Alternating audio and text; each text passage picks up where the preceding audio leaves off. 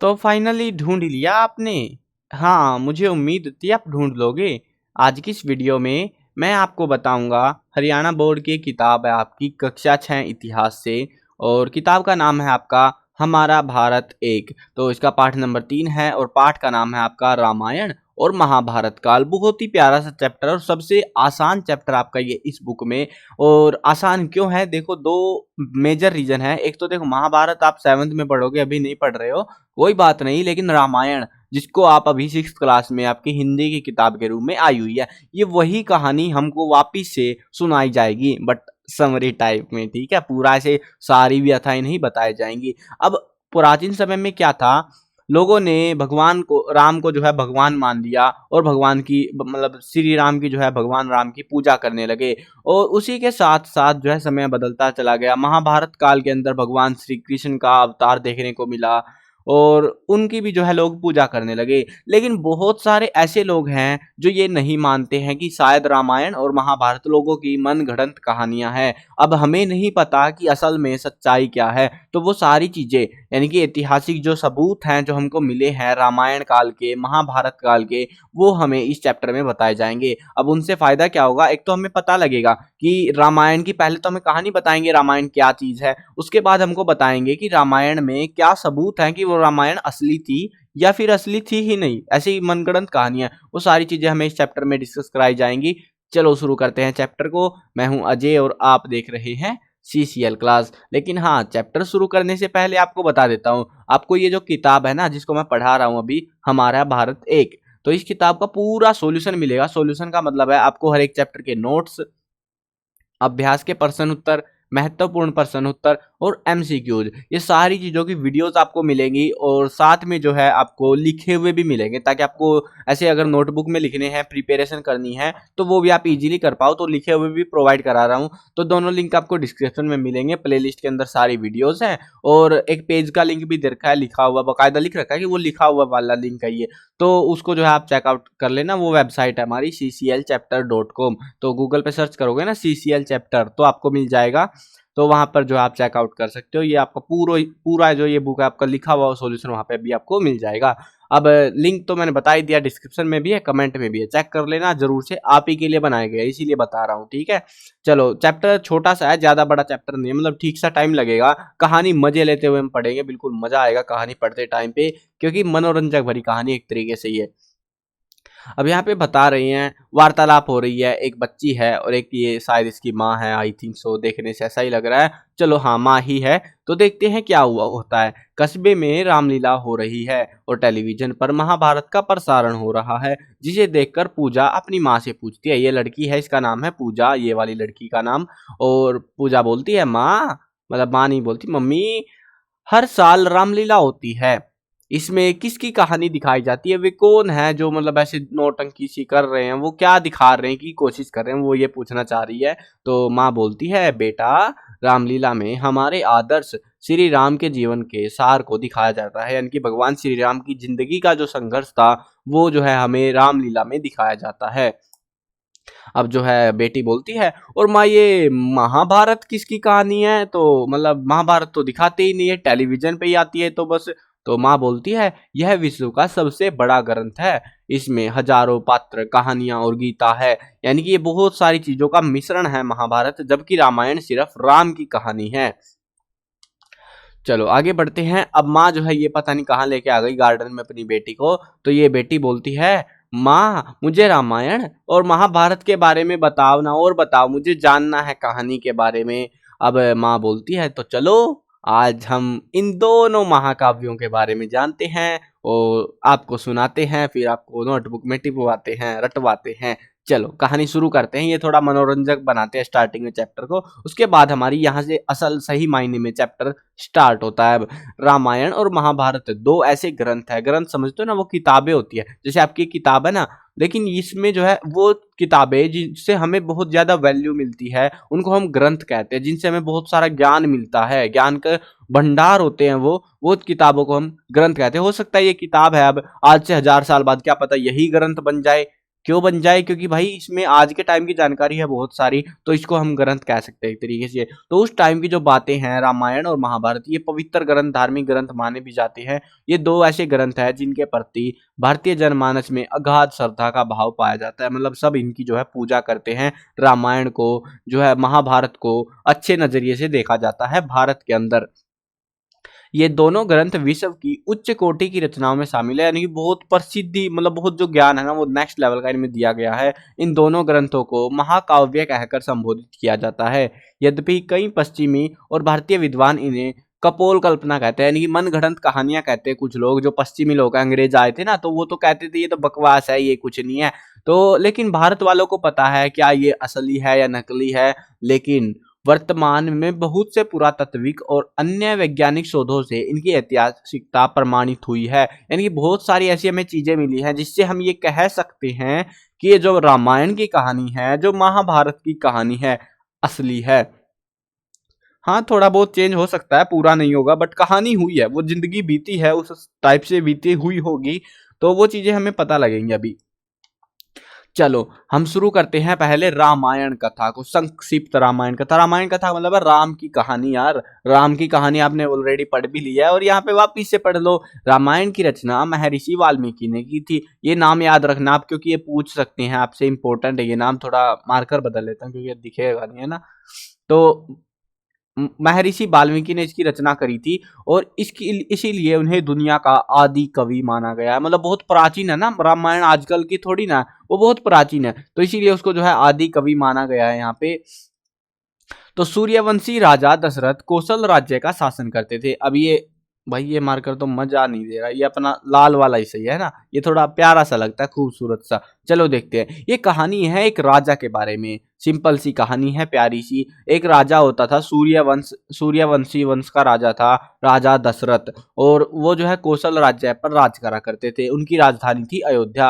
अब ज्यादातर राजा, और उस समय आज भी, आज तो नहीं है राजा वैसे, लेकिन राजा जो है अपनी राजधानी में रहा करते थे, तो अयोध्या में रहते थे। उनकी 3 पत्नियां भी थी, रानियां थी। कौशल्या जिसका बेटा था राम, दूसरी थी सुमित्रा जिसके पुत्रों के नाम थे लक्ष्मण और शत्रुघ्न, सबसे छोटी कैकेयी थी जिसके पुत्र का नाम भरत था। मतलब 3 रानियां थी, उनके अलग अलग बच्चे थे।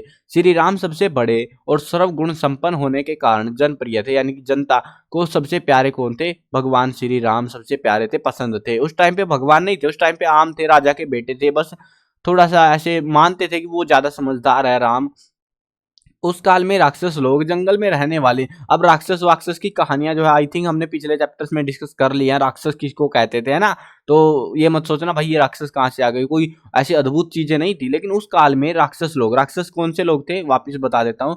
वो लोग जो इन चीजों में मतलब यज्ञ में और इन चीजों में यकीन नहीं करते थे, और जो है उनको भ्रष्ट करने के लिए कहीं मीट फेंक दिया, कहीं किसी को मार दिया, ऐसी हरकतें करते रहते थे। इंसान ही थे वो, तो उनको राक्षस बुलाते थे उस टाइम पे। तो उस काल में राक्षस लोग जंगल में रहने वाले ऋषि मुनियों को तंग करते थे और उनके यज्ञ हवनों में बाधा डालते थे। ऋषि विश्वामित्र ये काफी प्रसिद्ध था और इसका जो है उस टाइम पे दबदबा था मार्केट के अंदर। तो ऋषि विश्वामित्र श्री राम और लक्ष्मण को अपनी सुरक्षा के लिए अपने साथ ले गए कि तुम चलो बेटा। तो वो तो राजा दशरथ के पास आए थे कि ये मुझे कोई चाहिए जो कि मेरी मदद करे, वहां पे यज्ञ चलना है, एक अखंड यज्ञ चलाना था विश्वामित्र को, और वो चाहते थे कि इसमें राक्षस बाधा ना डाले। तो इसीलिए वो जो है श्री राम और लक्ष्मण को अपने साथ ले गए। उन्होंने उनकी देखरेख में शिक्षा ग्रहण की और ऋषि मुनियों को सुरक्षा प्रदान की। श्री राम का विवाह राजा जनक की पुत्री सीता से हुआ और जिसके लेके बहुत बड़ा बवाल मचा था। वो आप जो रामायण पढ़ोगे ना उसमें ज्यादा मजा आएगा। तो एक्चुअली में सीन क्या हुआ था, राम ने जो है ना एक धनुष रख रखा था वहां पे, राजा जनक ने भगवान शिव का धनुष था, उसको तोड़ दिया। उस पर प्रत्यंचा चढ़ानी थी, वो तीर रस्सी सी डोरी सी बंधी होती है ना, वो चढ़ानी थी बस। वो जो उसमें ताकत लगाती वो टूट ही गया और उसके बाद परशुराम ने तहलका मचा दिया वहां पे आके।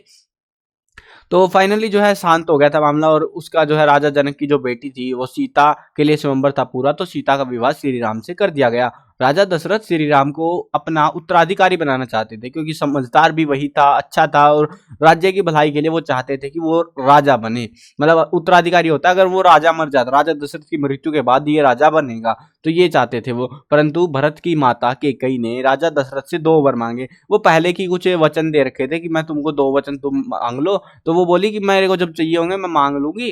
तो ऐसे रखे हुए थे वचन। अब वो टाइम आ चुका था तो उसने 2 वचन मांग लिए। ये ध्यान रखना, कौन से दो वचन थे? पहला था भरत को राजगद्दी दे दी जाए और दूसरा था राम को यहाँ से भगा दिया जाए, 14 साल के लिए वनवास भेज दिया जाए।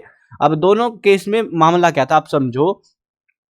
अब भरत की माता जो केकई थी उसको लग रहा था कि राम तो भाई मतलब राम राजा बन गया तो भरत उसका नौकर बनेगा। अब नौकर नहीं बने मेरा बेटा, उसी चक्कर में वो बोलती है मेरे को मेरे दो वचन चाहिए। पहला था भरत को राजगद्दी दे दी जाए। अब अगर भरत राजा बन जाता है तो श्री राम कहीं ना कहीं पंगा कर सकता है।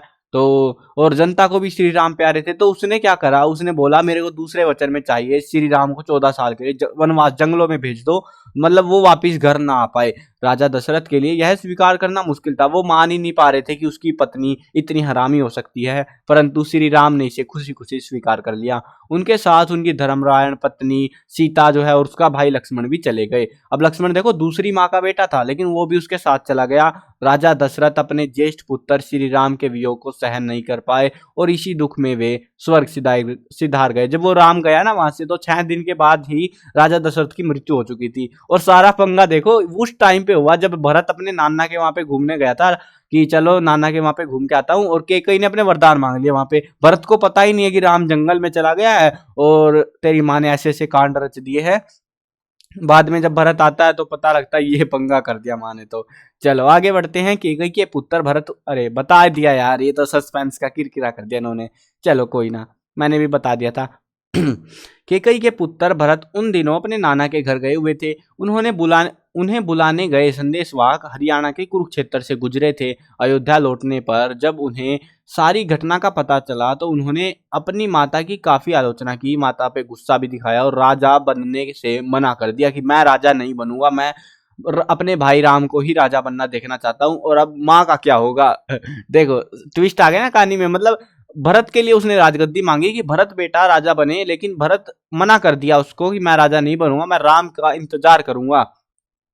वे अपने मंत्रियों सहित राम से मिलने चले गए जंगल में और उनसे राज्य संभालने की प्रार्थना करने लगे, लेकिन राम ने मना कर दिया क्योंकि वचन थे ना, वचन पूरे करने होते हैं। तो उस टाइम पे मतलब कुछ था, रीति रिवाज था कि वचन खाली नहीं जाना चाहिए तुम्हारा। तो श्री राम ने उससे मना कर दिया और भरत ने भी राजगद्दी लेने से मना कर दिया। अब भरत को वचन थोड़ी ना था कोई कि तुमको राजगद्दी पे बैठना ही है, वो तो राम के लिए वचन था ना कि राम को जो है तुमको जाना, राम को भेजना पड़ेगा। तो राम ने जो है मान लिया, भरत मान नहीं रहा कि मैं तो नहीं बैठूंगा राजगद्दी पे। वापस जाते समय भरत को श्री राम ने अपनी पादुकाएं दे दी, चप्पलें जो होती है ना, पहले लकड़ी की चप्पलें होती थी, तो वो जो चप्पलें थी वो उनको दे दी जिनको पादुकाएं बुलाते हैं। और भरत उन पादुकाओं को रखकर श्री राम के नाम से राज करने लगे।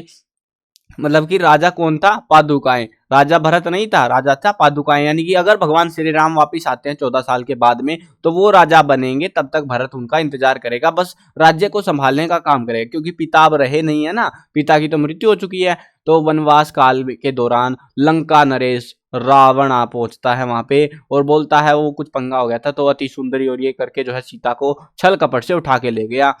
श्री राम ने सीता की तलाश शुरू कर दी, ढूंढने निकल पड़ा भाई राम। अब पत्नी गुम हो गई, ऐसे कैसे घर जाएगा फिर वो पत्नी को छोड़ के, पता नहीं कहाँ क्या होगा उसके साथ में, तो वो ढूंढने निकल लिया अपना।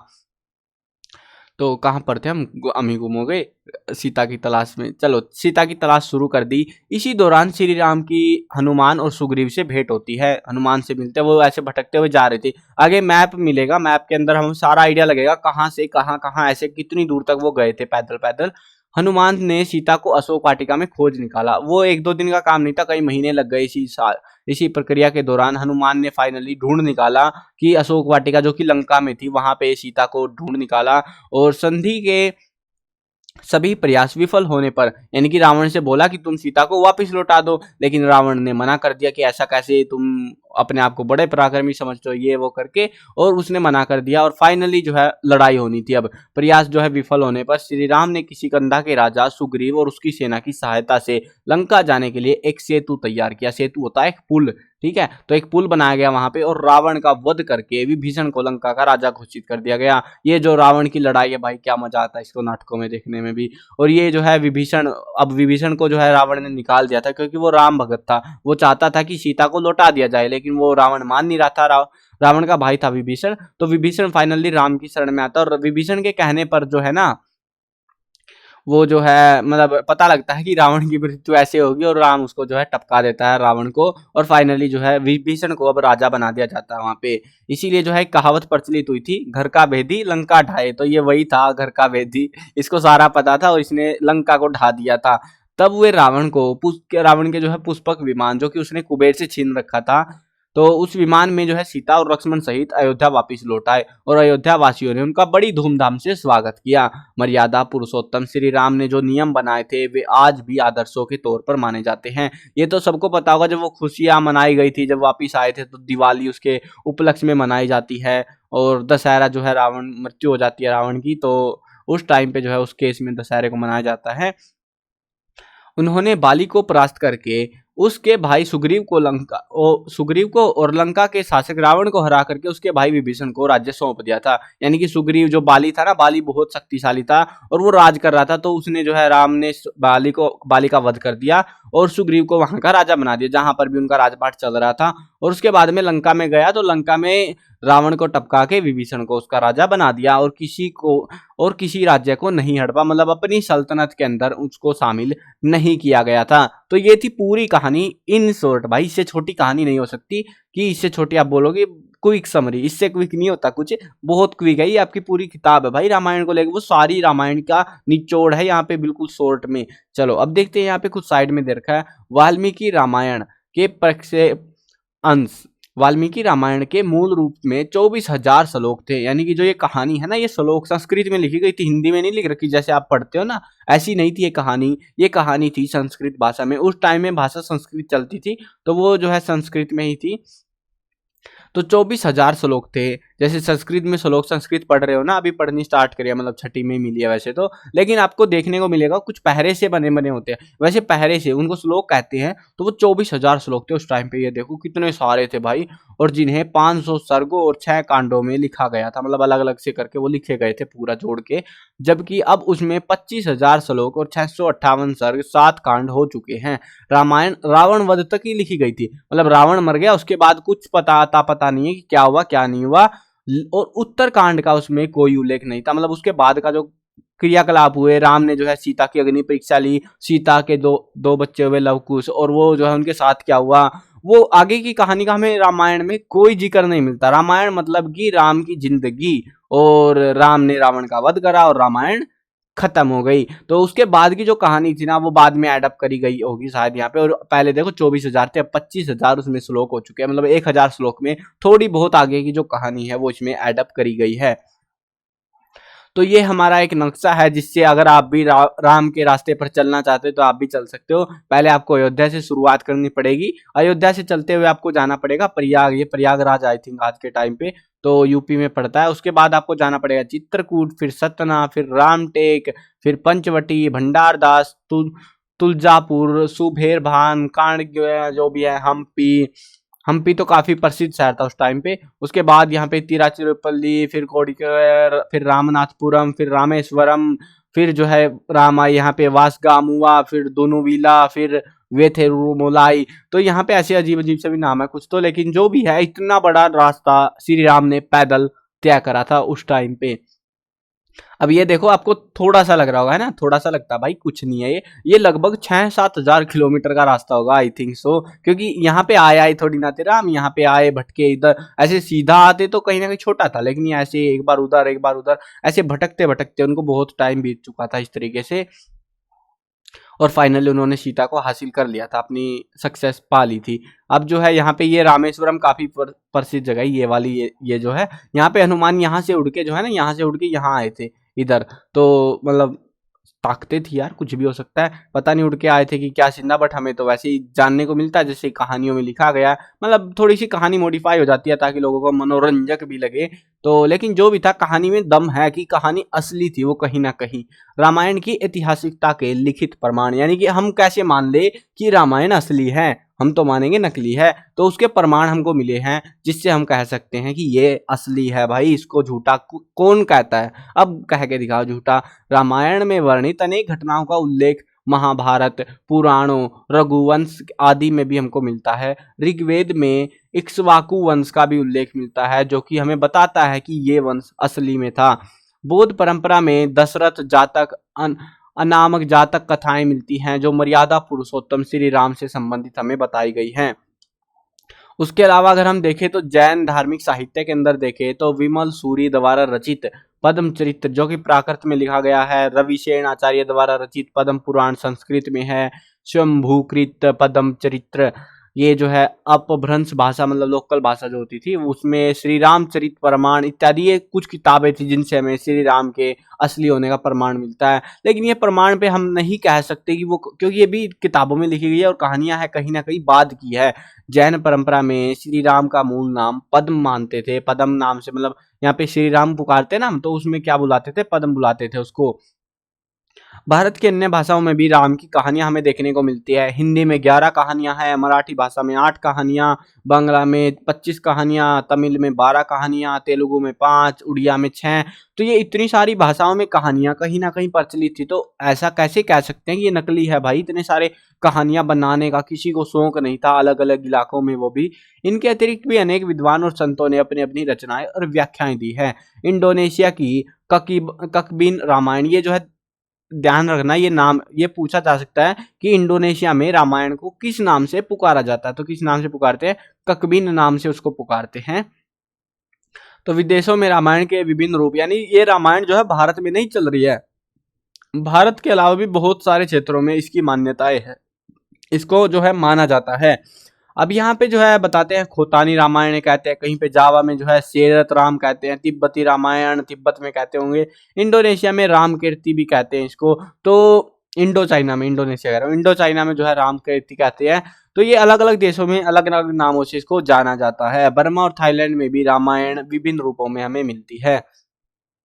लेकिन ये सारी बातें तो ठीक है, लेकिन अब भी यकीन सा नहीं हो रहा कि असली था कि नहीं था। सबसे महत्वपूर्ण प्रमाण इंडोनेशिया में इसको माना गया। अब इंडोनेशिया में कुछ नहीं हुआ लेकिन फिर भी माना गया। एक्चुअली में सीन क्या है देखो, 1949 की बात है। 1949 में डच सरकार ने जो है, मतलब अंग्रेजों का राज था ना, तो अंग्रेज ही थे, एक टाइप से डच थे, मतलब अंग्रेज वो थोड़े मतलब देशों का उधर का था, यूरोपियन देशों में से आए हुए थे सारे के सारे। तो यूरोप के ही थे ये लोग भी, डच।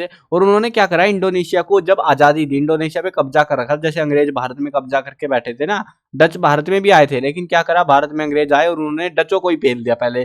तो वहां पे इंडोनेशिया में वो चुपचाप वाले बैठे थे। तो जब उनको आजादी देनी पड़ी तो उन्होंने न्यू गिनी द्वीप नहीं दिया। न्यू गिनी एक द्वीप था, आइलैंड था, जैसे अभी अंडमान निकोबार और लक्षद्वीप ऐसे कुछ द्वीप है ना, तो छोटे छोटे से, तो वो द्वीप था उनका भी, इंडोनेशिया वालों का न्यू गिनी द्वीप, उसको नहीं दिया। तो इंडोनेशिया के लोगों ने न्यू गिनी को लेकर आंदोलन कर दिए और प्रमाण के लिए वाल्मीकि रामायण के किसिकंधा कांड 40 पेज और ये जो भी है उधर उसमें बुक में लिखे होंगे ऐसे बकायदा, इंडिकेशन है यहाँ पे, ऐसे एग्जैक्ट इस लोकेशन पे है, इसको जो है उनको सामने दिखाया। और जिसके अनुसार सुग्रीव ने सीता की खोज में पूर्व दिशा में गए वानर दल को संबोधित करते हुए कहा था, तुम यत्रशील होकर 7 राज्यों के सुशोभित यानी कि जावा, स्वर्णद्वीप, रुपयद्वीप में भी ढूंढने का प्रयास करना, हो सकता है वहां पे गया हो। तो अपनी सेना को वहां पे भी भेजा था। तो यवद्वीप को लांघकर आगे जाने पर एक शिशिर नामक पर्वत मिलता है जिस पर देवता और दानव निवास करते थे, मतलब दोनों रहते थे, भगवान भी और दानव भी। ये समझते हो ना, देवता दानव किस उस टाइम पे किसको कहते थे? वह पर्वत अपने उच्च शिखर से स्वर्गलोक को स्पर्श करता है और यह शिखर पर्वत न्यू गिनी में है। अब ये प्रमाण को सत्य मानते हुए डचों ने न्यू गिनी भी इंडोनेशिया को दे दिया। ये लो भाई, कड़े से मत तारो यहाँ पे, जिंदगी में पहले ही जिंदगी दुखी हो रखी है, पूरा राज्य देना पड़ गया वापिस हमको। तो इस तरीके से जो है उन्होंने साबित करा कि ये हमारा है। श्रीलंका की संसद में, अब श्रीलंका तो जहाँ पे पूरा बवाल मचा था, तो वहां की संसद में विभीषण का राज तिलक दिखाया गया है बकायदा। अशोक वाटिका को आज के टाइम पे एक पर्यटन स्थल बनाया हुआ है, तुम भी घूम के आ सकते हो मन करे तो। थाईलैंड में राजा को आज भी राम के नाम से जानते हैं। जो राजा है ना थाईलैंड में, मतलब भारत में राजा कहते हैं ना, वहां पे उसको राम कहते हैं। राम, राजा को राम के नाम से जाना जाता है, जबकि वे बौद्ध धर्म को मानने वाले हैं। वहां पे राम नाम की कोई चीज होनी नहीं चाहिए थी, लेकिन फिर भी वो लोग राजा को राम पुकारते हैं। तो ये चीजें भाई अब भी यकीन नहीं आ रहा का? चलो थोड़ा और पक्के यकीन दिलाते, ठोस सबूत चाहिए तुमको, ऐसे नहीं मानोगे कि ये असली है नकली है। रामायण की ऐतिहासिकता के पुरातात्विक प्रमाण। चलो, भारत में भी श्रीलंका रामायण में वर्णित अनेक सत्रों को पहचाना जा चुका है, मतलब जो जो बातें हुई ना उस किताब में लिखी गई थी उस टाइम पे, वो आज हमें पता चल चुकी हैं।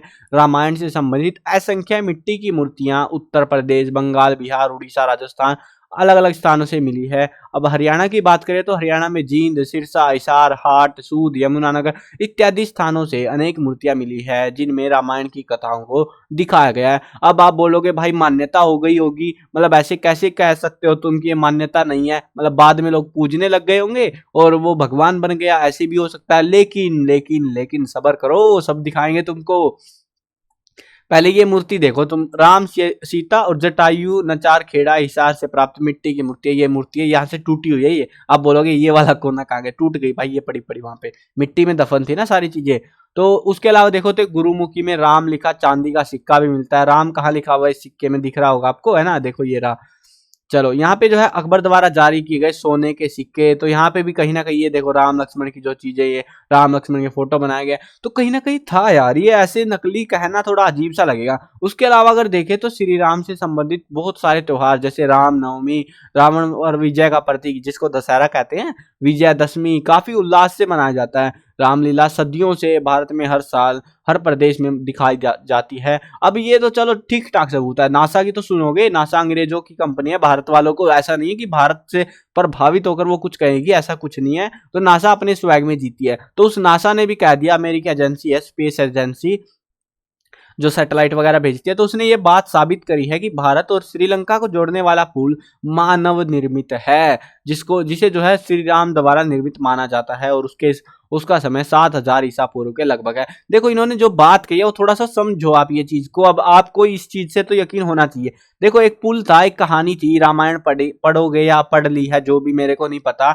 आप पढ़ के आए हो या पढ़ने लग रहे हो अभी भी, वैसे तो पढ़ने लग रहे हो, तीसरा पार्ट आया यार यहाँ पे, तो वहां पे भी इतना ही आया होगा आई थिंक सो। तो जो भी है देखो, अब कंसेप्ट समझो तुम। ये था हमारा भारत ऊपर की साइड में, ठीक है, और यहाँ पे थी श्रीलंका। अरे गायब कहाँ हो गई श्रीलंका, छिप रही है। तो यहाँ पे क्या हुआ था एक्चुअली में, सीन क्या हुआ था देखो, जब आपने कहानियां देखी होंगी, हनुमान यहाँ से इस जगह से उड़ते हुए श्रीलंका जाता है और सीता की खोज करता है, फिर लंका में आग लगा देता है और यहाँ से उड़ते हुए वापस भी आ जाता है। अब बोलता है राम की तुम तो उड़ के चले गए, लेकिन हमारी इतनी बड़ी सेना ये कैसे जाएगी पार करते हुए। कुछ महान योद्धा जा सकते थे, लेकिन सारी सेना को कैसे लेके जाया जाए। तो उन्होंने डिसाइड करा एक पुल बनाएंगे। राम ने एक हवन करा था, यज्ञ करा था, पता नहीं 6-7 दिन का कुछ का करा था, कि समुंदर देवता हमको रास्ता दो। समुंदर देवता बोले नहीं कुछ, और राम ने उठा लिया धनुष, बोला तुझे सुखा के छोड़ूंगा आज, तो नीचे से जाएंगे हम जमीन पे चलते हुए, तुझे सुखा दूंगा। तो उसी टाइम पे समुद्र देवता प्रकट होते हैं, पता नहीं होते कि नहीं, जो भी है मान लो तुम, सुनते रहो बस कहानी।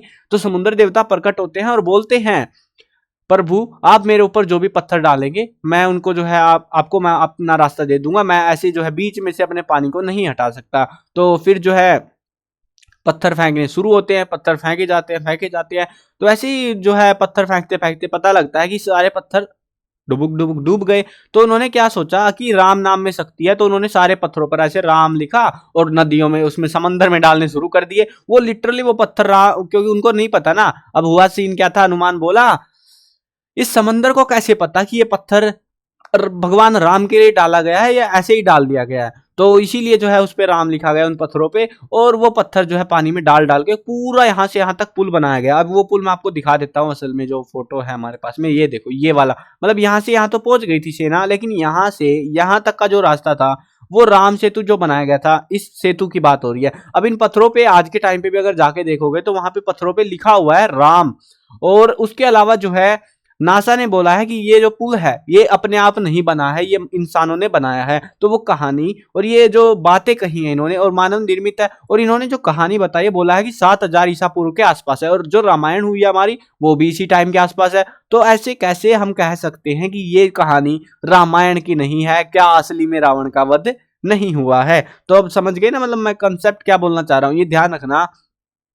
ये वाला जो पॉइंट है ना काफी इंपॉर्टेंट है, जो कि ऑथेंटिकली प्रूव कर देता है कि रामायण असली है। ठीक है, वैसे तो हमें पता है असली है, लेकिन जो नहीं मानते उनके लिए। चलो आगे बढ़ते हैं। रामायण में मजा आ गया ना, कहानी मस्त है। अब महाभारत की जानते हैं। महाभारत भी ऐसी एक कहानी थी, धर्म, अन्याय और धोखेधड़ी को लेके, मतलब काफी सारी चीजें थी उसके अंदर, मिक्सअप था बहुत सारा, समाज को लेके सारी चीजें जो थी ना बहुत सारी चीजें उसके अंदर मिक्स करी गई हैं। महाभारत के रचयिता वेद व्यास है। देखो वाल्मीकि ने क्या लिखी थी, रामायण। महाभारत को किसने लिखा है, वेद व्यास ने। ये नाम याद रखने हैं, पूछ लेंगे आपसे, यही पूछ लेंगे पहले। ये जो है इनका फोटो बना रखा है और ये काल्पनिक चित्र है। बुक में जहां पे लिख रखा है ना काल्पनिक चित्र, मतलब अपने आप अपने मन से बना रखा है। ऐसा कुछ ऐसा दिखता नहीं था, वो हमको नहीं पता कैसा दिखता था, अपने आप से बना लिया हमने। आधुनिक महाभारत से पहले हमें इस महाकाव्य के अनेक रूप भी मिलते हैं। मतलब महाभारत, इसको थोड़ा अलग करो, महाभारत। तो ये जो महा है, मतलब भारत तो था पहले भी था, आज भी है, लेकिन इस भारत को महा करने के लिए, मतलब बड़ा करने के लिए बहुत सारी चीजें लगी। मतलब ऐसे नहीं था कि एक किताब को उठाया और बोल दिया महाभारत है ये, नहीं। महाभारत के अंदर बहुत सारी चीजें हैं। देखो अब समझो ध्यान से एक एक चीज को। जय ग्रंथ, एक ग्रंथ था जिसका नाम था जय ग्रंथ। उसमें कौरव और पांडवों के युद्ध का मूल कथानक है। पूछ लेंगे आपसे कौन से में क्या है, ये ध्यान रखना। जय ग्रंथ में कौरव पांडवों की जो कहानी है ना, जो लड़ाइयां हुई है, वो बता रखी है हमको जय ग्रंथ में। अब सारी जो महाभारत है उसमें ऐसा अकेला जो है ये कौरव पांडवों की लड़ाई नहीं दिखाई गई। इसके मूल में केवल 8,800 श्लोक हैं थे। मतलब इसमें कितने थे, 8,000, मतलब 8,888 श्लोक थे, ज्यादा नहीं थे। जय ग्रंथ में भरत वंश के इतिहास का अंश जोड़ने पर यह भारत ग्रंथ बन गया। अब एक नया वंश था भरत वंश, उस टाइम पे जो मतलब बाद में चला था, तो उस वंश को जोड़ा गया और उससे बन गया ये जय ग्रंथ, अब भारत ग्रंथ। जिसकी वजह से इसके श्लोकों की संख्या बढ़ गई, 8,800 से लेके बढ़ चुकी थी, 24,000 हो गई थी अब ये। और भारत ग्रंथ में अनेक नीति परक अंश और आख्यानों को जोड़ने के बाद यह ग्रंथ बन गया महाभारत। और अब इसमें कितने हो गए, 1,00,000 के आसपास इसमें श्लोक हो चुके थे। इस प्रकार महाभारत का वर्तमान रूप अपने में बहुत सारी शताब्दियों के विकास को संजोए हुए, यानी कि बहुत सारे साल, कई सौ सालों का जो विकास है कि कैसे तरक्की होती गई, उस चीज को अपने अंदर समेटे हुए है। और हाँ, भगवान श्री कृष्ण ने जो है वो अपना अर्जुन को जो सार दिया था, जो गीता सुनाई थी, वो जो है जय ग्रंथ में नहीं मिलती, वो भगवत गीता अलग है। तो वो भी कहाँ है, वो भी महाभारत के अंदर। तो इतने सारी चीजें मिल मिला के एक महाभारत बनी है। इसीलिए हम कह रहे हैं इसको बहुत बड़ी भारत है ये, बहुत बड़ी चीजें इसमें मिलाई गई है, बहुत सारी चीजें मिलाई गई है, इसीलिए इसका नाम रख दिया महाभारत। समझ गए।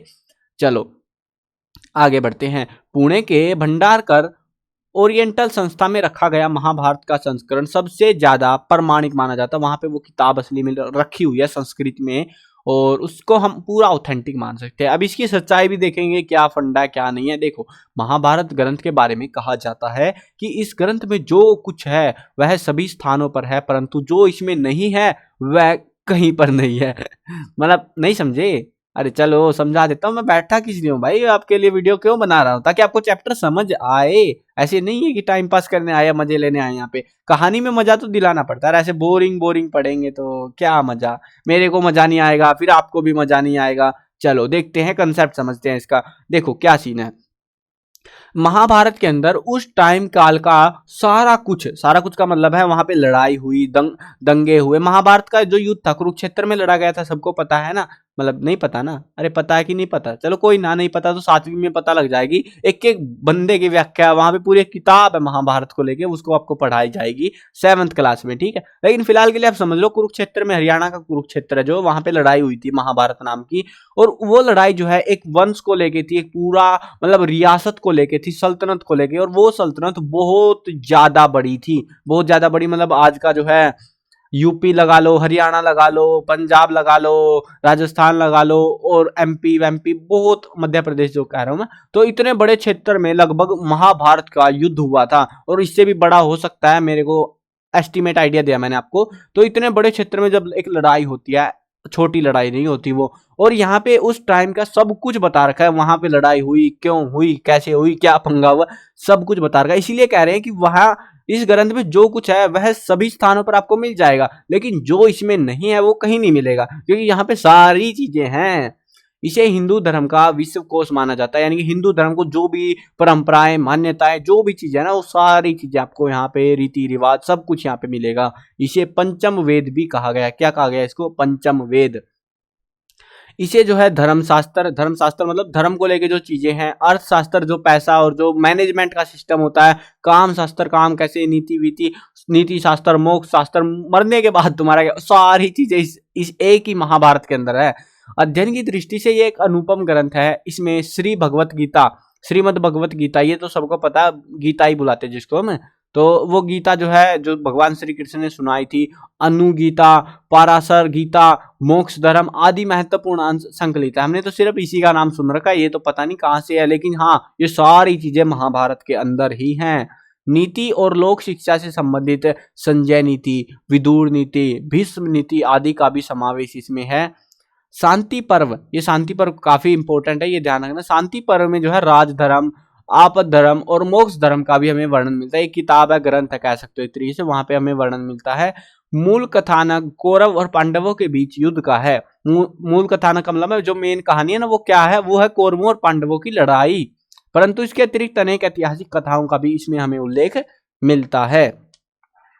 चलो आगे बढ़ते हैं, महाभारत के काल के बारे में जानते हैं, क्योंकि देखो रामायण का तो हमें पता लग गया, नासा वाले बोले भाई 7000 साल पहले हुई थी। अब महाभारत को लेके ऐसा नहीं है, महाभारत क्योंकि रामायण शुरुआत में थी ना, सतयुग में माना जाता है महाभारत वो रामायण हुई थी, लेकिन महाभारत का समय जो है हमें कहीं कहीं से पता लग गया कि इतने से के आसपास हुई थी। कैसे देखते हैं, देखो पश्चिमी इतिहासकार इसका समय 900 ईसा पूर्व से 1500 ईसा पूर्व में रखते हैं। अब ये इतने 600 साल कहाँ चले गए बीच में, क्योंकि भाई हमें नहीं पता, एस्टीमेट मार रहे हैं, ठीक है। परंतु भारतीय इतिहासकारों ने अपनी गणनाओं से इसे काफी प्राचीन सिद्ध किया। वो बोलते हैं नहीं 1500 नहीं, ये इससे भी ज्यादा पुरानी, बहुत ज्यादा पुरानी है ये तुम बहुत पास बता रहे हो इसको। गुप्तकालीन गणितज्ञ वराहमिहिर, क्या नाम है रे, वराहमिहिर, जो भी नाम है यार, इसने अपनी गणनाओं के हिसाब से इसका समय 2449 ईसा पूर्व माना है। देखो कितना एग्जैक्ट है, 2449, तो इतना पुराना माना है। अब ये बंदे बोल रहे 1500, ये बोल रहे 2400। अब ये ईसा पूर्व का क्या फंडा वो बताता हूँ। एक भगवान था अंग्रेजों का, ईसा मसीह। तो इन्होंने देखो, हमने टाइम वाइम सेट नहीं करना आता था, इतिहास हमें पढ़ना नहीं आता था, तो अंग्रेज आए बोले हम पढ़ाएंगे तुमको। तो उनका भगवान था ईसा मसीह, और ईसा मसीह के जन्म से पहले, ईसा मसीह भी बहुत प्राचीन है, और उसके जन्म से पहले, ठीक है, ईसा पूर्व का मतलब उससे पहले ईसा मसीह, मान लो आपका जन्म हुआ है, ईसा मसीह का जन्म है आज से 1000 साल पहले, तो 1000 साल से 1000 साल पहले की बात है, मतलब 2000 साल पहले की बात। तो ईसा पूर्व लगाते हैं ज्यादातर हम जो प्राचीन चीजें पढ़ रहे होते हैं, तो ईसा मसीह के जन्म से पहले। अब ये जो है ईसा मसीह के भी 1500 जन्म से 1500 साल पहले की बता रहे हैं। ये बोला 2500 साल पहले की है, तो कोई बोल रहा है कुछ, कोई बोल रहा है कुछ, मतलब 2449 यार। गुप्तकालीन गणितज्ञ आर्यभट्ट, ये तो सबको पता होगा, जिसने जीरो की खोज करी थी, वही हमारे भारत वाला यार। तो उसने जो है इसकी तिथि 18 फरवरी 3102 ईसा पूर्व मानी है। अब इसने देखो इसकी जानकारी कितनी सटीक है, 18 फरवरी भी है भाई, ध्यान रखना, 3102 में। अभी इससे भी पुरानी बता दी इसने। तो अब चालुक्य नरेश पुलकेशिन द्वितीय, देखो हमें ये इन पे यकीन नहीं आ रहा क्योंकि सब तुक्के बिठा रहे हैं, लेकिन चालुक्य नरेश पुलकेशिन द्वितीय के एहोल, ये एक पत्थर है, मतलब ये तो सब तुक्के बिठा रहे थे, हमने कहीं ग्रंथ में उल्टा पुल्टा पढ़ दिया हो तो, लेकिन एहोल शिलालेख, शिलालेख क्या होते हैं, पत्थरों पे ऐसे लिखी जाती है जो चीजें जानकारी, तो एहोल नाम का है वो शिलालेख। ध्यान रखना कि वो शिलालेख का क्या नाम है, पूछ सकते हैं आपसे, तो एहोल नाम है। उससे जो है महाभारत की तिथि 3100 ईसा पूर्व निकलती है, वो बोला 3100 साल पुरानी है। अब एक और बंदा आया पीवी होले ने, ग्रह नक्षत्रों की गणना के अनुसार, अब ग्रह कहां से टपक गए पता नहीं मेरे को, लेकिन उनके अनुसार उसने बोला महाभारत की तिथि 13 तारीख 11वां महीना और 3143 ईसा पूर्व है। NS राजाराम के, सदानंद, सुभाष काक आदि इतिहासकारों ने इसका समय 3067 ईसा पूर्व माना है। उपयुक्त वर्ण और आधुनिक पंचांगों में लिखे हुए कली संवत के हिसाब से महाभारत की तिथि 3100 ईसा पूर्व के लगभग बनती है। यानी कि देखो पश्चिमी इतिहासकार पोपट काट रहे थे, वो सोच रहे थे कि हमारे इतिहास को पुराना ना माने, और वो क्या साबित, अब आप बोलोगे भाई उनको उससे क्या फायदा होता। देखो एक्चुअली में सीन क्या था ना, कि उस टाइम पे अंग्रेज अपने आप को सबसे ऊंचा दिखाने की कोशिश करे, ऊंचे का समझते हो ना, अपने को, मतलब हमारी जो सभ्यता है, संस्कृति, वो तुमसे ज्यादा पुरानी है, वो दिखाने की कोशिश कर रहे थे। अब हमें पता लगा रामायण महाभारत बहुत पुरानी है, तो वो महाभारत का समय पास ला रहे थे ताकि उनकी सभ्यता, उनकी संस्कृति हमसे प्राचीन हो जाए और उससे इज्जत बने उनकी, कि हाँ हम तुमसे पुराने लोग हैं। अब वो पुराने नहीं है, वो तो भाई छुटरू मुटरू है, लेकिन जो भी था कोशिश अच्छी थी। लेकिन इतने सारे सबूतों को देखते हुए, ये भी बोल रहा है 2500, ये बोल रहा है 3100, 3000, तो ये जो है कुल मिला के तय किया गया 3100 ईसा पूर्व, ना तेरी ना मेरी, सबकी एवरेज 3100, ठीक है।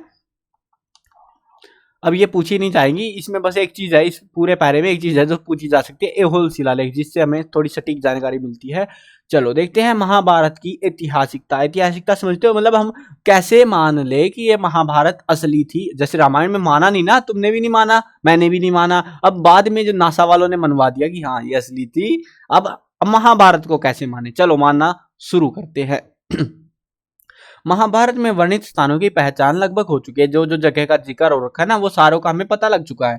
यह युद्ध कुरुक्षेत्र में हुआ था, और जो आधुनिक कुरुक्षेत्र है, आज भी कुरुक्षेत्र है, पहले भी कुरुक्षेत्र ही था वो, क्योंकि इसकी दूरी सतलुज और यमुना के मध्य बताई गई। एक नदी है सतलुज, एक है यमुना, अब इन दोनों के बीच में बताई गई, और ये सही सही मायने में कुरुक्षेत्र वहीं आता है। तो कुरुक्षेत्र कुरुक्षेत्र वही है जिसको हम जानते हैं हरियाणा में। दिल्ली के पुराने किले में भी महाभारत से संबंधित अवशेष हमें मिले हैं। उसके अलावा गुजरात में अरब सागर में एक समंदर है, अरब सागर, तो वहां पर कृष्ण की द्वारिका नगरी ढूंढी जा चुकी है। अब ये आपको मतलब महाभारत से इसका क्या लेना देना है ना। देखो आपको नहीं पता हो तो जब भगवान श्री कृष्ण थे, महाभारत हो गई थी, उसके बाद में जो है उन्होंने अपनी एक नगरी बसाई थी, अपनी रानियां वानियां वहां रखी थी, और वहां पे बताते हैं कि उन्होंने एक नगरी बसाई थी जिसका नाम था द्वारका। अब वो जो बताई थी उन्होंने कि गुजरात में है वो, उस टाइम पे बताई गई है। तो पता चला कि अरब सागर में पानी में डूब गई, लेवल ऊपर हो गया होगा, गुजरात सरक गया होगा थोड़ा बहुत इधर उधर, मतलब टाइम के दौरान जो है सीमाएं बदल गई होंगी, लेकिन वो जगह तो वही रहेगी ना। तो वो जो द्वारिका नगरी हमें समंदर में डूबी हुई मिली, यहाँ पे कुछ देखो अरब सागर में डूबी मिली द्वारिका नगरी, ये जो है पूरा शहर है। मतलब ऐसे नहीं मानते हम, छोटा मोटा दो चार पत्थर पड़े होते नहीं मानते, पूरा शहर मिला है पानी के अंदर, तो कैसे ना माने। और जहां पे जिक्र मिलता है कि वो द्वारिका नगरी थी, उसी जगह पे वो मिले हैं, तो प्रोबेबली है कि वो असली है। बरनावा में लाक्षागृह के अवशेष मिले। लाक्षागृह वही था जो लाख से बनाया गया एक ग्रह था, और उसमें आग लगा दी थी कौरवों ने, ताकि उनको पांडवों को मारा जा सके। धोखे से मारने की कोशिश थी, बाद में वो सुरंग से निकल के भाग गए थे। तो वो बरनावा में वो जगह हमको आज मिल चुकी है, वहां पे लाख के अवशेष मिले हमको, इस चीज के अवशेष मिले हैं। अब सनोली की खुदाई से भी महाभारत की पुष्टि में सहायता मिलती है। ये सनोली जो है ये हरियाणा में नहीं पड़ती, अगर कोई पानीपत का वो सोचे भाई सनोली तो अपनी ही है ये, तो ऐसा नहीं है, ये जो है यूपी के अंदर पड़ती है। तो वहां पे ये खुदाई के प्रमाण मिले, वहां पे हमको जो है ना कुछ जैसे योद्धाओं को दफनाया जाता था ना, तो वो जो दफनाए हुए योद्धा थे उनके साथ तलवारें और जो आभूषण कवच वो चीजें दफनाई जाती थी, तो वो चीजें वहां से निकली है। तो वहां पे ऐसे ही हुआ, क्या सीन था मैं बताता हूँ, ये मैंने पढ़ी थी अभी रिसेंट की बात है। ये जो प्राचीन बात नहीं है कि बहुत हजारों साल पहले निकल गई होगी या कुछ 100 साल पहले निकाल के रख लिया होगा, अभी रिसेंट की बात है, कुछ 5-7 साल पहले की, जब मैं मतलब मैं भी पढ़ ही रहा था, आप ही के मतलब आपसे तो थोड़ा बड़ी क्लास में था, बट हाँ पढ़ रहा था मैं भी उस टाइम पे। मेरे को पता लगा था कि सनोली में जो है ऐसे महाभारत के अवशेष मिले हैं। और वहां पे जो है सीन क्या हुआ था, एक जो किसान था ना वो अपना ऐसे खेती कर रहा था, और उसके हल में कुछ अटक गया, कुछ पत्थर वत्थर अटक गया, उसने खोदा और खोदने के बाद और पत्थर निकले और पत्थर निकले। उसने भाई बता दिया सरकार को कि ऐसा ऐसा कांड हो रखा है, यहाँ पे पत्थर पत्थर निकल रहे, क्या सीन है। तो वो जो आए पुरातत्व विभाग वाले, उन्होंने खोदा और पता लगा ये जो है वहां पे बहुत सारे जो है ऐसे मकबरे से मिले, जो होते हैं ना ताबूत वगैरह, वो चीजें मिली, और पता लगा कि ये महाभारत काल के दौरान का है। कवच वगैरह, कुंडल, जो हीरे सोने पता नहीं क्या क्या रख रहा, बहुत सारी चीजें वहां से अवशेष मिले थे। तो उससे साबित हुआ कि ये महाभारत काल का है। एक तो उनका जो है टेस्ट वेस्ट करा गया कितने पुराने क्या सीन है, और उसके बाद ही कहा गया कि ये महाभारत काल के है। महाभारत के नायकों और अन्य स्थानों की पहचान पौराणिक और अन्य साहित्य से भी मिलती है। इस प्रकार महाभारत के बारे में संदेह नहीं रहता कि ये भी नकली है। तो महाभारत भी असली है, रामायण भी असली है, तुमको मानना तो मानो, नहीं मानना तो भग जाओ यहाँ से, ठीक है। तो ये सीन है भाई, सिंपल सिंपल हमको बुक वालों ने भी साबित कर दिया आज। तो देखो पहले जो है ना, पहले की जो एनसीईआरटी किताबें थी उनमें आपको ये सारी चीजें जो हमारा इतिहास था ना वो नहीं बताया जाता था, इसीलिए हरियाणा सरकार ने क्या करा, किताबें ही बदल दी। बोले हम नई किताबें लाएंगे ताकि तुम्हें अपने देश के बारे में पता चले, तुम बाहर विदेश के बारे में जान के क्या करोगे, अपने देश का सीख लो भाई, अपने देश पे विश्वास करना सीखो। तो अपने देश में देखो क्या क्या चीजें कितनी प्राचीन है। अब शुरू करते हैं आगे, थोड़ा कंटिन्यू करते हैं, थोड़ा सा बचा चैप्टर, ऑलमोस्ट कहानी में तो मजा आ रहा होगा, अब थोड़ी सी बोरिंग हो जाएगी, ज्यादा अच्छी कहानी नहीं लगेगी क्योंकि अब कहानी रही नहीं ना। अब मेन मुद्दों की बात करेंगे हम। महाकाव्यों में वर्णित सभ्यता और संस्कृति, जो महाकाव्य यानी रामायण महाभारत, उसमें जो सभ्यता संस्कृति का हमें जिक्र मिलता है वो कैसी क्या सीन था वो देखते हैं। महाकाव्यों में वर्णित सभ्यता को किसी काल विशेष में नहीं बांधा जा सकता, क्योंकि इनके वर्तमान रूप कई बार बदले गए हैं। फिर भी हम उस काल का अनुमान लगा सकते हैं, अंदाजा मारते हैं बस, जब ये घटनाएं घटित हुई थी, जो इस प्रकार है। देखो, आर्यों का प्रसार हुआ था। आर्य जो है एक सभ्यता थी, एक तरीके से मतलब लोगों का समूह था। राजा मतलब रियासत थी, तो उन्होंने हमले हमले करे होंगे। रामायण में आर्यों ने विंध्याचल पर्वत श्रृंखला को पार कर लिया था, और महाभारत में तो दक्षिण के राजाओं ने युद्ध में भाग भी लिया था। महाभारत में भीष्म पर्व में विश्व और भारतवर्ष के भूगोल का वर्णन हमें मिलता है, तो इससे जो है थोड़ी ऑथेंटिसिटी बनी रहती है, तो पता लगता है कि हाँ, वहां इतनी दूर से भी लोग आए थे। राजा की उत्पत्ति कैसे हुई? राजा मतलब राजा तो राजा था, लेकिन राजा बना ही क्यों? मतलब जनता थी, आम जनता थी, राजा क्यों बनाया गया, क्यों चुना गया, वो बता रहे हैं यहाँ पे महाभारत में। ये जो है काफी इंपॉर्टेंट पॉइंट है, ये पहला ध्यान रखना, एग्जाम में पूछ सकते हैं आपसे। ये शांति पर्व एक किताब है, उसमें लिखा हुआ है, तो एज इट इज आपको टेपना पड़ेगा ये। तो उसमें क्या लिखा है देखते हैं। तो प्रारंभ में ना राज्य था, ना राजा, ना दंड था, और ना ही दंड देने वाला। मतलब जो तेरा मन कर रहा वो कर ले। धर्म से ही एक दूसरे की रक्षा की जाती थी, इज्जत थी बस। ऐसे जैसे हम समाज में रहते हैं ना, हम मतलब आजकल तो वैसे कानून है, लेकिन कानून ना हो मान लो, और आप एक दूसरे की ऐसे ही कदर करो, तो वैसा सीन था। परंतु नैतिक पतन होने के बाद, मतलब लोग बुरे होते चले गए, उसके बाद समाज में अराजकता की स्थिति पैदा हो गई, और राजा की आवश्यकता महसूस होने लगी। बोले कि हम सब इकट्ठे होकर जो है राजा बनाएंगे। उसमें एक समझौता हुआ, जिसमें प्रजा यानी कि आम जनता ने राजा को कर देना स्वीकार करा, क्योंकि राजा को खर्चा करना पड़ेगा ना, तो पैसा कहां से लाएगा? अपनी जेब से थोड़ी ना लाएगा। तो जनता बोली हम तुमको थोड़े थोड़े इकट्ठे करके पैसे दे दिया करेंगे, जिसको कर नाम दिया गया। कर देना स्वीकार करा, और राजा ने प्रजा की रक्षा का वचन लिया कि मैं तुम्हारी रक्षा करूंगा, तुम मेरे को पैसे देना। और इस प्रकार एक शक्तिशाली राज्य बनने की कल्पना करी गई थी। एक शक्तिशाली सल्तनत, रियासत, राज्य बनाया गया। उसके बाद ये समय के दौरान बदलते चले गए, और रियासतें और भूख बढ़ती चली गई राजाओं की, फिर अलग ही बवाल मचे थे। चलो देखते हैं, आगे बढ़ते हैं। राजनीतिक चिंतन।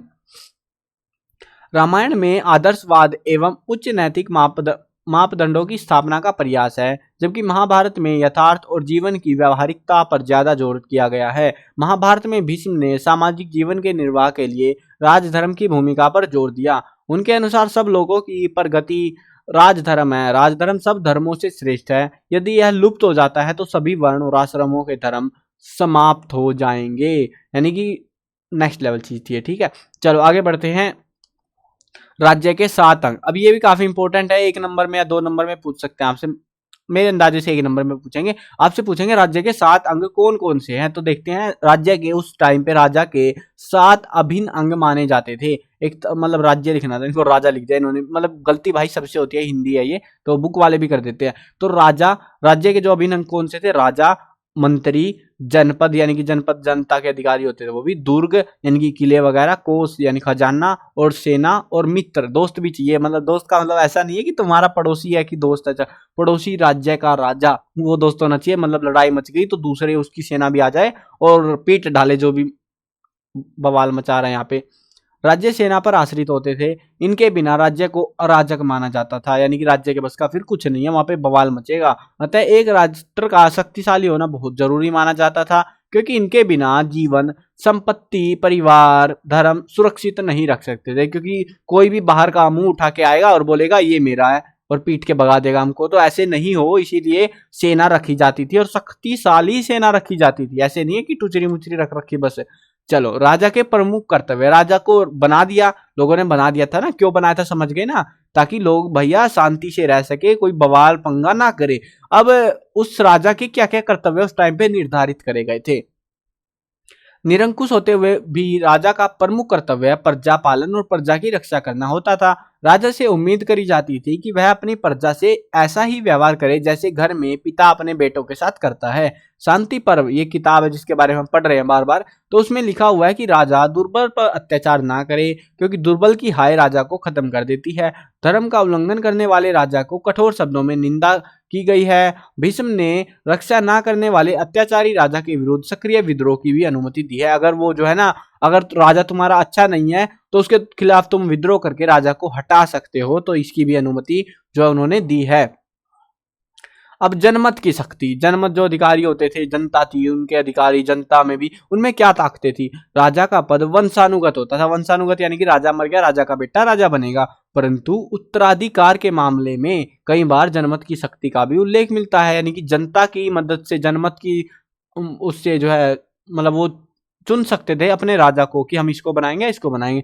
जैसे देखो यहाँ पे उदाहरण दे रखे हैं, ऐसे नहीं मानते तुम बिल्कुल भी, उदाहरण दे दे के बताने पड़ते हैं इनको। जैसे राजा प्रतीक ने अपने बेटे देवापी को राजा बनाना चाहा तो जनता ने विरोध करके उसे रुकवा दिया कि तुमको राजा हम नहीं मानेंगे, तुम नहीं हो राजा हमारे। रामायण और महाभारत से पता चलता है कि राज्य अभिषेक के समय समाज के सभी वर्गों को आमंत्रित किया जाता था, यानी कि सभी लोगों की अनुमति ली जाती थी कि मैं इसको राजा चुन रहा हूं, अगर तुम नहीं मानते हो तो इसको राजा नहीं बनाएंगे। ऐसे नहीं था कि मुंह उठा के किसी को भी बना दिया। पता लगे दुष्ट हो कोई बंदा तो उसको राजा नहीं बनने देते थे इस तरीके से। तो नारी की स्थिति, अब मुद्दा यही आता है, प्राचीन समय में हमने सुना है नारियों की स्थिति अच्छी थी, समय के दौरान बिगड़ती चली गई। लेकिन महाभारत काल जो महाकाव्य काल का है तो उस टाइम पे कैसा था, तो महाकाव्य काल में स्त्रियों के मान सम्मान में कुछ कमी आ गई थी, वो उतनी इज्जत नहीं रही थी।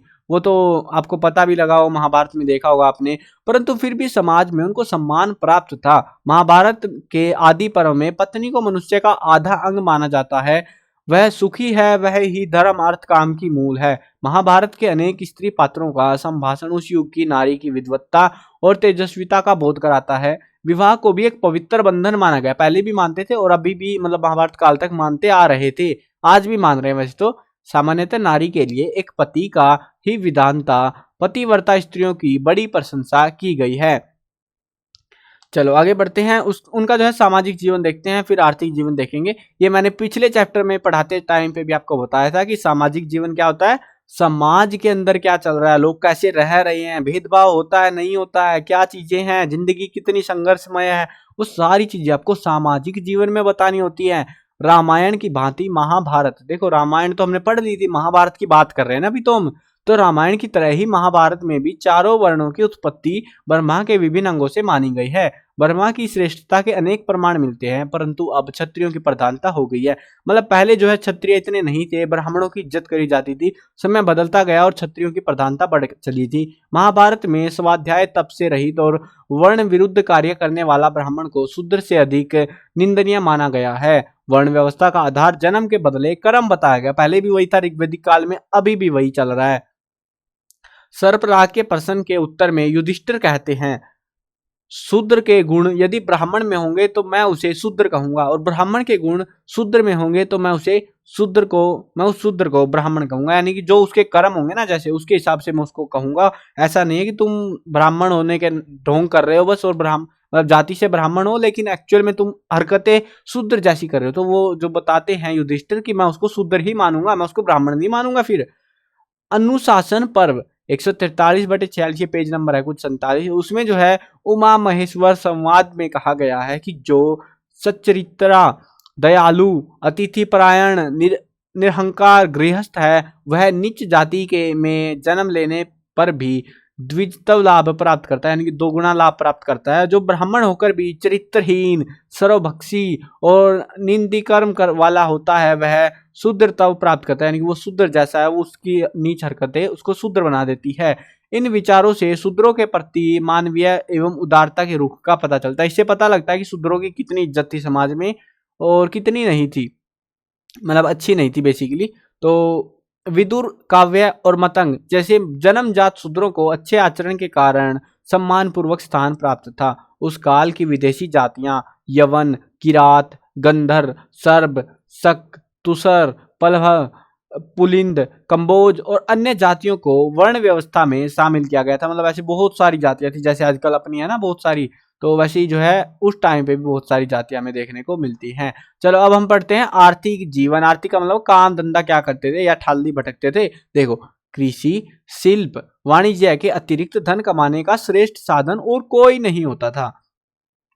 यानी कि ज्यादातर लोग क्या करते थे, खेती और जो है डिजाइनिंग का काम करते थे, आभूषण वगैरह बनाने, क्योंकि अब राजाओं को शौक चढ़ गया था ना आभूषण पहनने का, तो वो ज्यादा बिकते थे। महाभारत के सभा पर्व के अनुसार किसानों को संतुष्ट रखना, कृषि के लिए जलाशय खुदवाना, दरिद्र किसानों को बीज आदि का दान करना, राजकोष से कृषकों को अनुग्रह देना राजा के प्रमुख कर्तव्य थे। यानी कि किसानों की मदद करना, बेसिकली अगर किसान गरीब है तो और ज्यादा मदद करना, तो ये राजा के कर्तव्य थे उस टाइम पे। पशुपालन उस टाइम पे मुख्य व्यवसाय था, और महाभारत में पशुओं की चिकित्सा विद्या का उल्लेख मिलता है। यानी कि उस टाइम पे अगर कोई जानवर बीमार हो जाता था तो उसमें हमें चिकित्सा विद्या, चिकित्सा भी होती थी, उसकी भी टेक्निक का वहां पे हमें उस किताब में इलाज मिलता है महाभारत के अंदर, वो पता लगता है।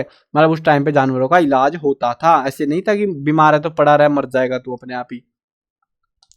उस काल में शिल्प भी अधिक उन्नति पर था। शिल्पकार अलग अलग श्रेणी में संगठित थे और उनका अपना प्रधान होता था, जैसे चांदी, सोना, लोहा, हाथी दांत, मणि, मुक्ता, वास्तुशिल्प आदि। तो अलग अलग चीजों के अलग अलग शिल्पकार बने हुए थे। शिल्पकार क्या होते हैं, जैसे आभूषण बनाते हैं ना, वो डिजाइनिंग डिजाइनिंग, जिसको आजकल हम सुनार कहते हैं, तो वो सुनार वाला ही काम थी ये, ठीक है। विदेशी व्यापारियों की आय व्यय का ध्यान रखकर राज्य द्वारा कर लगाए जाते थे। यानी कि यहाँ पे बता रहे हैं कि जो विदेशी व्यापारी थे, मतलब कितना कमा रहे हैं, कितना उनका खर्चा हो रहा है, उन्हीं चीजों को ध्यान में रखते हुए उन पे टैक्स लगाए जाते थे।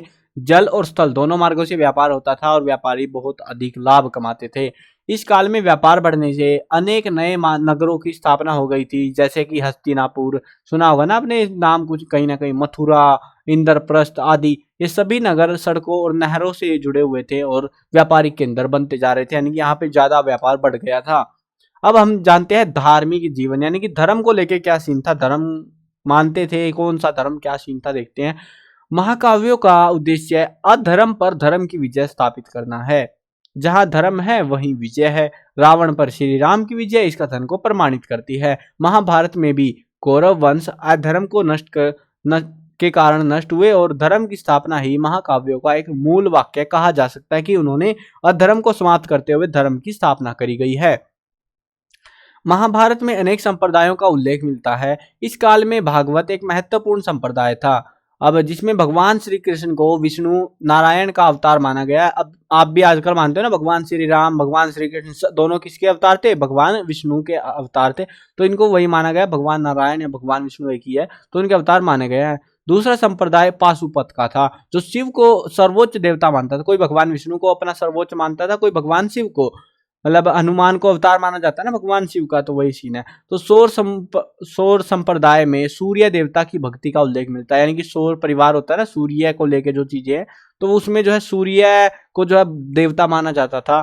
शाक्त मत के अनुसार देवी की उपासना की जाती थी। ब्रह्मा, विष्णु, महेश, यानी कि जो तीन देवता है, त्रिदेव कहते हैं इनको, तो इनके विचारों का विकास भी मिलता है। महाभारत में अनेक ऐसे देवी देवताओं का हमें उल्लेख मिलता है। यज्ञ कर्म कांडों की प्रधानता इस काल में बढ़ रही थी, परंतु पशु हिंसा के स्थान पर तिल, जौ आदि पर जोर दिया गया। कई स्थलों पर अहिंसा को परम धर्म बताया गया कि वो अहिंसा करना ही तुम्हारा काम है भाई, और कुछ नहीं, तुमको बस समाज को बर्बाद करना है। वो उस टाइम पे मान्यता थी इसका, मतलब कुछ लोग कई स्थानों पर मान्यता थी, हर जगह नहीं थी। इस काल में अंधविश्वास भी काफी बढ़ गए थे और लोग शत्रुओं को नष्ट करने और बीमारियों को दूर करने के लिए जादू टोने का आश्रय लेने लग गए थे। जादू से मार देंगे हम, घर बैठे बैठे तुम्हारे 10-20 किलोमीटर दूर जादू करेंगे और तुम टपक जाओगे। इस काल में सर्प पूजा भी प्रचलन में आ गई थी, सांपों की पूजा होने लग गई थी। अब सांपों की पूजा क्यों हो रही थी, क्योंकि भगवान शिव का वो मानते ना, तो उसी चक्कर में करने लग गए होंगे शायद से। तो ये यहाँ पे देखो, ये है माइंड मैप, ये तो आसान होता है। इसमें क्या दिया होता है, सबसे क्विक रिवीजन, यानी कि देखो ग्रंथ है, यहाँ पे रामायण है और यहाँ पे महाभारत है। देखो इसके रचयिता कौन है, महर्षि वाल्मीकि, इसके है महर्षि वेदव्यास। ये जल्दी जल्दी पढ़ने की चीजें हैं। भाषा दोनों में संस्कृत थी। इसके श्लोक थे 24,000, इसके श्लोक थे 1,00,000। इसमें जो है भाग कितने थे, 6 सर्ग थे, इसमें 18 पर्व है। मतलब सर्ग पर्व एक चीज होती है। तो प्रमुख विषय क्या थे इसमें, थी नैतिकता, दर्शन, प्रशासन, राजनीति, मनोविज्ञान, भूगोल इत्यादि। मतलब भटकते हुए गए थे ना भगवान श्री राम, इधर उधर कहीं कहीं गए अपनी सीता की खोज में। अब महाभारत में नीति शास्त्र, धर्म शास्त्र, अर्थशास्त्र, काम शास्त्र, मोक्ष शास्त्र, तो इन शास्त्रों के बारे में ज्यादा जिक्र मिलता है। तो वो अलग टाइम था भाई, ये अलग टाइम था, तो अलग अलग तो मिलना ही था। तो यहाँ पे कुछ कहानियां वानियां भरने का जुगाड़ दे रखा, आपको बैठ के भरना तो भाई भर लेना, बैठ के आराम से टाइम पास कर लेना आप भी। तो चलो ये था आपका इस चैप्टर के अंदर। आई होप आपको चैप्टर समझ आ गया होगा। आसान भी था, प्यारा भी था और मजेदार भी था। हाँ वीडियो थोड़ी सी बड़ी तो बनती है यार, अब डिटेल में समझाऊंगा तो वीडियो तो बड़ी बनेगी। बट हाँ, अगर वीडियो आपको बड़ी वाली वीडियो नहीं देखनी ना, तो आप समरी वाली वीडियो देख लेना। मतलब वो अभी नहीं बना रहा मैं, थोड़ा टाइम लगेगा उसको बनाने में, बट हाँ बना दूंगा आपके लिए। तो प्लेलिस्ट में चेक कर लेना, अगर जब वीडियो देखो ना प्लेलिस्ट में चेक कर लेना कि समरी वाली वीडियो अवेलेबल है या नहीं है। अगर है तो वो आपको क्विक रिवीजन आपको वहां पे मिलेगा। बाकी इन वीडियोज के अंदर तो आपको पूरा डिटेल में एक एक चीज मैं आपको समझाने वाला हूँ चैप्टर की, ताकि कुछ गलत सलत आप ना कर पाओ यहाँ पे, ठीक है।